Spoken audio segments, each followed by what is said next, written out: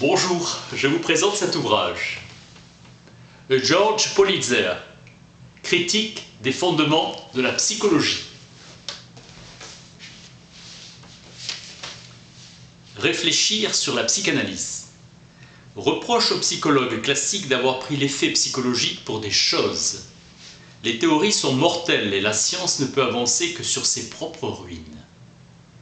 Mort de la psychologie qui se propose d'étudier les processus psychologiques.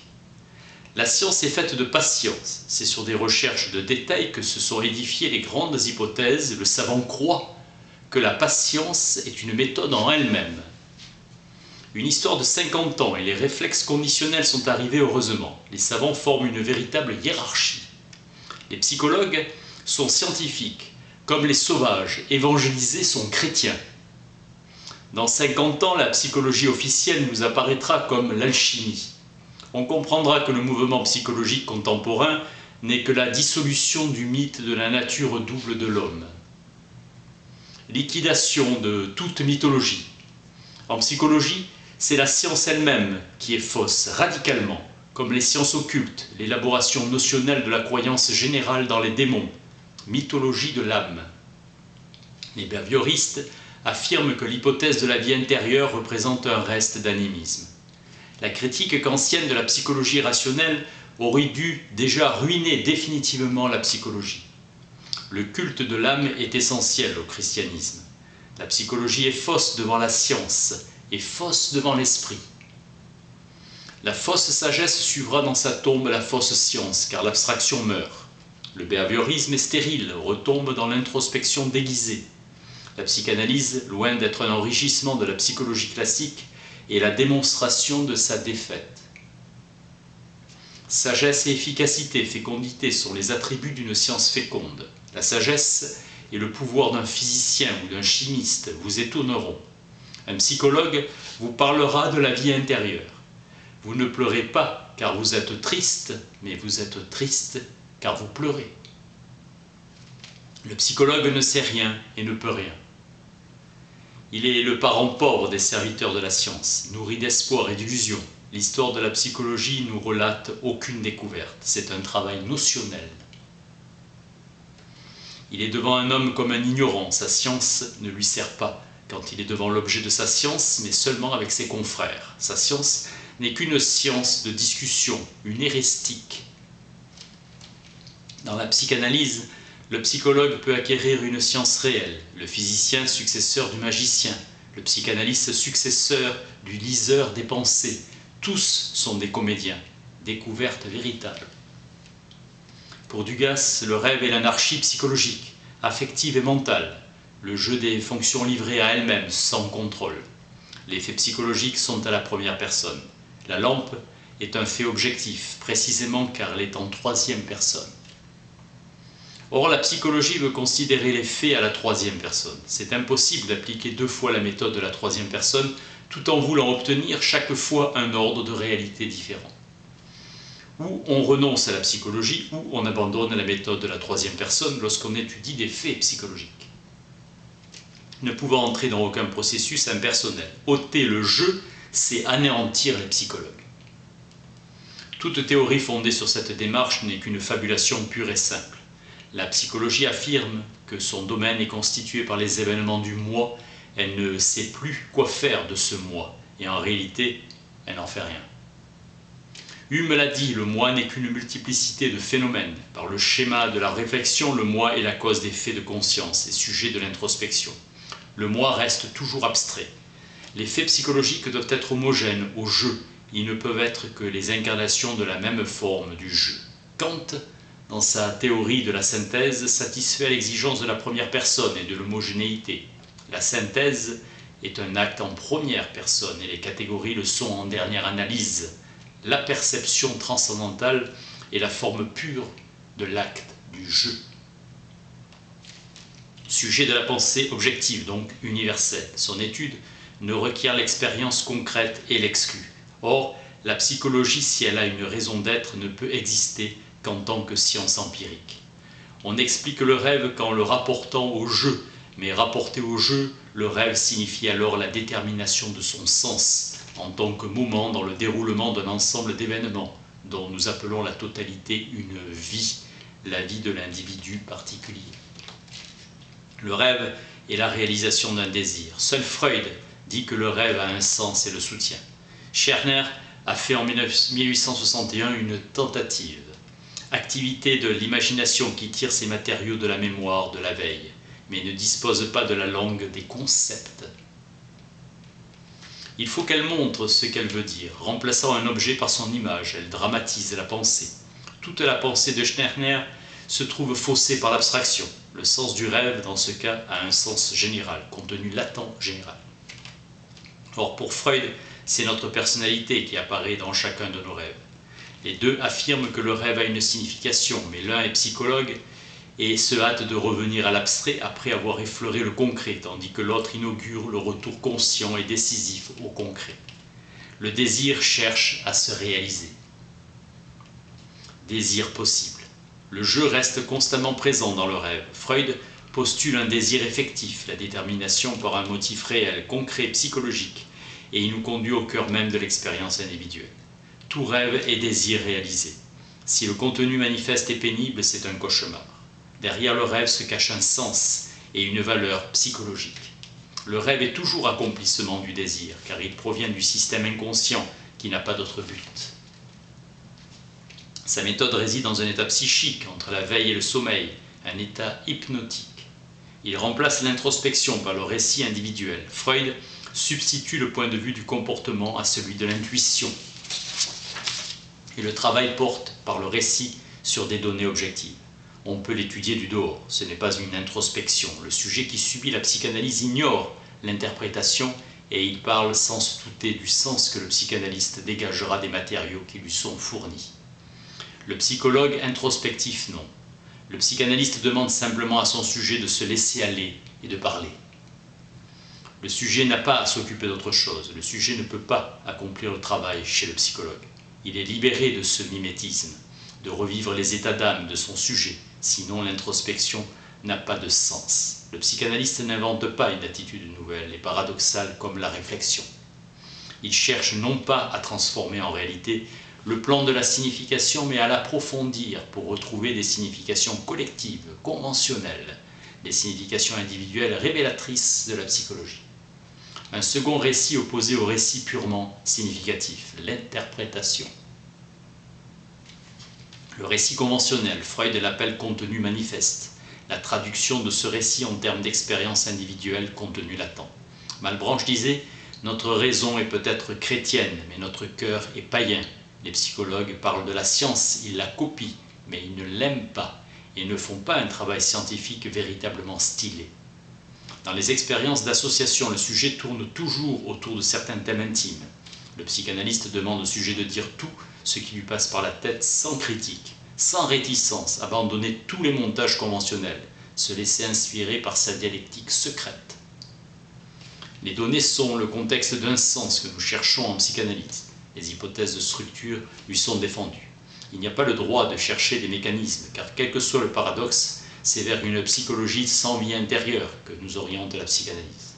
Freud fait du récit qui n'a pas aperçu cette conséquence de son attitude.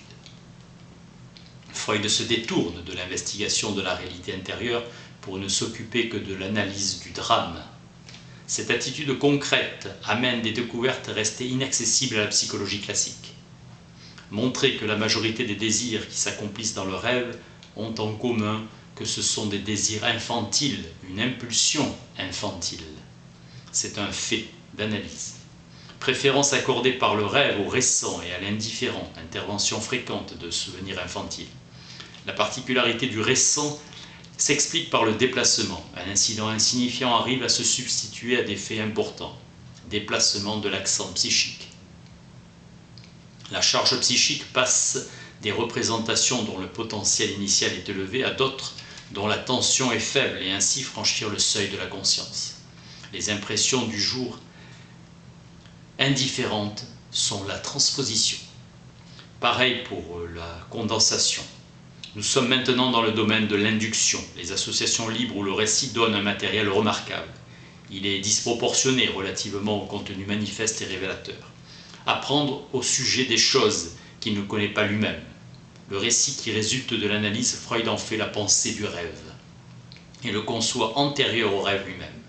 Les pensées du rêve n'appartiennent pas aux pensées disponibles du sujet. La forme de la résistance est inconsciente. Notion d'inconscient en psychanalyse. Ce qui est étouffé persiste et subsiste chez l'homme. Les souvenirs d'enfance qui intéressent le psychanalyste sont ceux qui sont refoulés. L'effet de la résistance empêche la pensée d'accéder à la conscience par la voie normale, en même temps attraction des souvenirs qui ont gardé une grande vivacité sensorielle. La régression n'est qu'une simple déviation. Au commencement fut le désir qui naît du besoin organique, principe d'économie ou principe de plaisir, le désir cherchant par l'hallucination sa réalisation immédiate. Le rêve est un fragment de l'enfance de la vie psychique, aujourd'hui dépassé. De même que la régression, le refoulement est un processus primitif de l'appareil psychique et s'explique par le principe de la recherche du plaisir et de la fuite du désagréable, simple mécanique biologique. L'acte du jeu est exclu du système freudien et dépasse la psychologie classique, signification réelle et fin des professions de foi. Tous ces faits nous orientent vers l'inconscient. L'hypothèse de l'inconscient est donnée par le fait que le compte-rendu que le sujet peut donner de sa pensée et au même moment de sa pensée complète ne sont pas équivalents. Le sujet pense plus qu'il ne croit penser, et son savoir avoué ne représente qu'un fragment de son savoir véritable. L'inconscient, dans le cas du rêve, est une manière légitime d'exprimer un fait incontestable. L'ignorance apparente est en contraste avec le savoir latent. L'ignorance du sens du rêve par le rêveur n'acquiert sa signification qu'après analyse. Débordement du contenu manifeste du rêve qui nous est révélé par le contenu latent. Bernheim intime à l'ordre à un sujet de raconter ce qui lui était arrivé pendant l'hypnose, et il ne s'en souvenait pas. En insistant, le sujet lui dévoila tout le récit. Il est légitime de conclure qu'il avait connaissance antérieurement de ses souvenirs, seulement il lui a été inaccessible. L'ignorance est une preuve de l'inconscient. L'expérience nous a forcé de supposer l'existence de l'inconscient, dit Freud. Le point de départ est donné par la résistance. Le sujet, pendant l'analyse, résiste à certaines pensées. La vraie résistance est antérieure au savoir. Il résiste avant le savoir même. Il fait tout pour que l'analyste ne s'y achemine pas. La véritable preuve de l'inconscient réside dans le fait que des états psychologiques qui ne sont pas conscients ont des effets conscients. Alors l'effet réel requiert une cause réelle. L'inconscient est introduit. Inconscient dynamique. Le rêve est un scénario qui a pour forme le désir en question, et le rêve suit la dialectique de ce désir. Ce qui est véritablement réel, c'est la signification du récit lui-même. L'inspiration fondamentale de la psychanalyse est précisément l'orientation vers le concret, alors que l'inconscient est inséparable des démarches constitutives de la psychologie abstraite. La psychanalyse est obligée de se servir de l'inconscient. Ce sont les faits eux-mêmes qui imposent l'inconscient, qui mesure l'écart entre les faits et le postulat de la pensée récitative. La psychanalyse est orientée par son inspiration fondamentale vers l'inadéquation entre la pensée récitative immédiate et la signification réelle de l'acte vécu par le sujet. Freud reproche à ses prédécesseurs de s'en être tenus dans l'étude du rêve uniquement au contenu manifeste, au postulat de la signification conventionnelle. Freud a dépassé ce point de vue et a abouti à la découverte des dialectiques individuelles, base de la psychanalyse concrète. On est obligé d'introduire l'inconscient car on s'attendait à trouver tout dans le contenu manifeste et comme tout n'y est pas, on se sent obligé de projeter le complément dans l'inconscient. Note critique, Politzer aboutit à une conclusion négative. L'inconscient n'est qu'une apparence et Freud a échoué. Ce n'était pas inutile, mais c'est la conscience qui a tout fait, et nous faisons porter la négation sur la réalité même des faits prétendus inconscients. Ce contenu n'existe pas. Ces faits nous apparaissent fabriqués de toutes pièces. Les faits que Freud appelle inconscients participent eux aussi à la conscience, bien que d'une manière plus faible et que les faits de la conscience claire. Ce sont les démarches de l'abstraction qui permettent d'affirmer l'inconscient au sujet des faits psychanalytiques. Les phénomènes prétendus inconscients sont en l'air. Ils n'ont aucune réalité, impasse, impossible à l'inconscient de sortir. L'inconscient est inexistant. phénomène psychologique inventé de toutes pièces pour les besoins de la cause. Le rêve est en un sens quelque chose de raté, donc de négatif. Ce ratage est positif chez Freud. L'inconscient est une manière de sauver le pour soi. Les théories utilisant l'inconscient ne peuvent pas prétendre représenter la vérité. Freud est abstrait dans ses théories et concret dans ses découvertes. Freud lui-même n'a jamais mis en doute l'édifice central de la psychologie classique. Comprendre le rêve en tant que phénomène psychologique signifie le ramener à des lois connues de la psychologie. Et il ramène par la régression les faits psychanalytiques à la psychologie classique. Freud présente naturellement un changement radical, absolument. Libido est un terme emprunté à la théorie de l'affectivité, énergie de grandeur quantitative, non encore mesurable, des tendances se rattachant à ce que nous résumons sous le terme d'amour. Simple travail de révision et d'élargissement de la psychologie classique, Freud ne fait pas le travail spéculatif annoncé. Il refait en fait le chemin inverse de ses propres découvertes. Il est fixé sur l'idéal scientifique de la psychologie classique. Pour nous, au contraire, c'est de développer la psychologie qui est contenue dans les faits et la méthode psychanalytique qui importe. La psychanalyse nous révèle qu'il faut considérer dans l'immédiat des faits de la vie intérieure. L'association libre comme une forme de la réflexion ou de l'introspection des renseignements. Freud vient à la psychologie en venant de la psychanalyse. L'impuissance de la psychologie ne peut pas éclater. Un psychanalyste pur doit inévitablement aboutir à cette contradiction comme Freud. Pour quelqu'un qui fait l'inverse, il conteste que les méthodes classiques avaient échoué. Ce sont les psychanalystes qui ont fait les découvertes, dont l'analyse aboutit à la psychologie concrète. Devant le spectacle de la richesse des découvertes psychanalytiques et de la pauvreté de la psychologie classique, les spéculations abstraites de la psychanalyse présentent un paradoxe qui appelle la critique. L'inconscient est le comble de l'abstraction.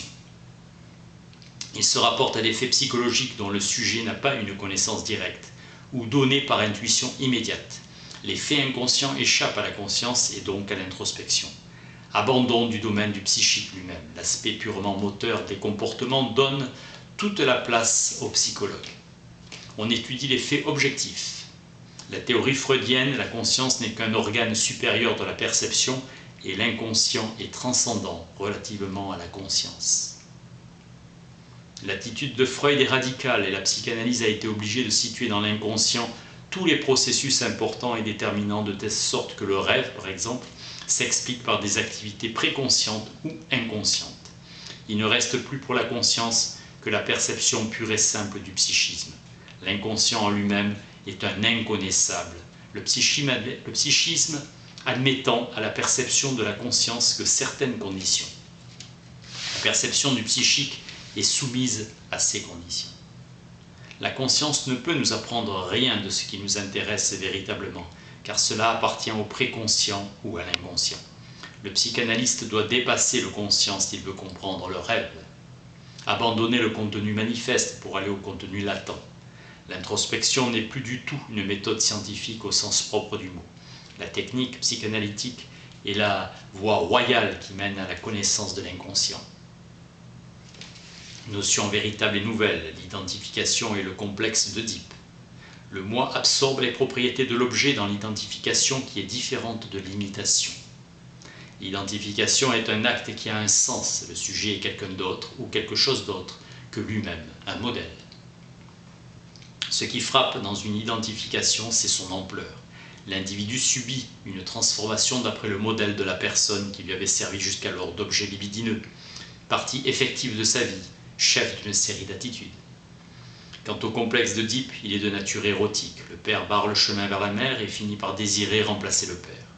Le complexe pour Freud est chargé d'une grande intensité affective. Le complexe est un schéma dramatique ou un comportement humain. Ces deux notions restent sur le plan du jeu et ce sont des drames humains, réalité, scène et rien d'autre. Ce sont des complexes qu'au point de vue de l'acte qui les constitue. Ce sont des segments de la vie de l'individu particulier et donnent la clé de toute une série d'attitudes. Exemple, l'identification et la genèse de l'homosexualité. Bachelard, fixation sur sa mère, au sens du complexe d'Oedipe, et à la puberté, il remplace non avec un autre objet sexuel, mais en prenant sa place avec son propre moi. La psychologie concrète devient positive si elle satisfait à ces conditions. La psychologie doit être une science a posteriori, c'est-à-dire l'étude adéquate d'un groupe de faits. Elle doit être originale, c'est-à-dire étudier des faits irréductibles aux objets des autres sciences. Elle doit être objective, donc définir le fait et la méthode psychologique de telle sorte qu'il soit en droit universellement accessible et vérifiable. Le grand mérite de Watson est d'avoir compris que l'idéal de la psychologie, science de la nature, impliquait un renoncement absolu et sans condition à la vie intérieure. Table rase de toute introspection et spiritualité. Penser jusqu'au bout l'exigence de l'objectivité en psychologie. Le behaviorisme supprime l'énigme de l'homme et met que des promesses à la place. Watson s'est tourné vers la perception externe. Le dehors est plus biologique que psychologique. La psychologie ne peut pas se constituer en science positive car elle ne satisfait que partiellement à des conditions d'existence. La psychologie classique est incapable de réaliser une synthèse car elle croit que le fait psychologique doit être une donnée perceptive, enfermement dans la logique de la perception interne ou externe.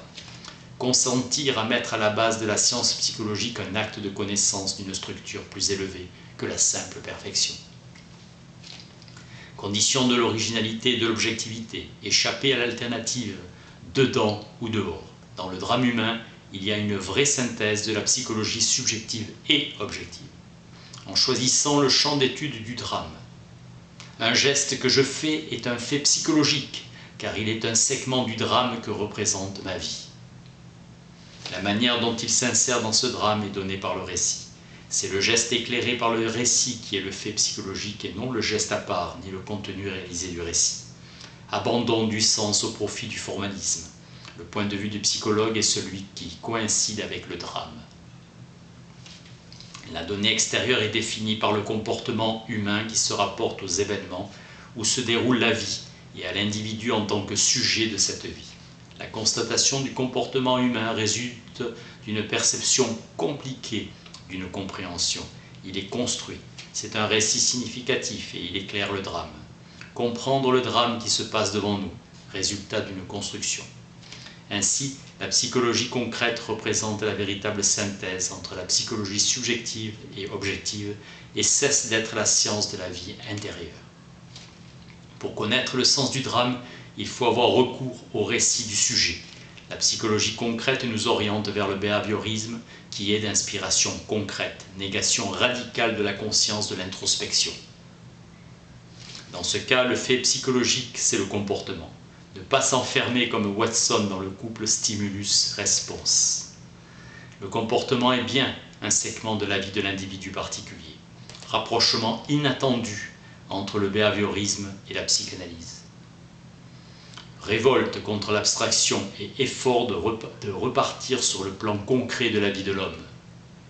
La psychologie entre dans une voie nouvelle. L'étude de l'homme concret, désir de connaître l'homme et d'en faire un programme scientifique. Mieux que le théâtre ou la littérature, en faire l'objet d'une science. Mieux que l'observation vulgaire de l'homme, la psychanalyse est un commencement. La lumière doit être faite sur son essence véritable. Techniquement, tout est à faire. Fini le réalisme et l'abstraction. Elle ne pourra jamais revenir, ni à la psychologie physiologique, ni introspective. Deux obstacles lui barrent le chemin. Le behaviorisme et la psychanalyse. La métapsychologie a vécu et l'histoire de la psychologie commence.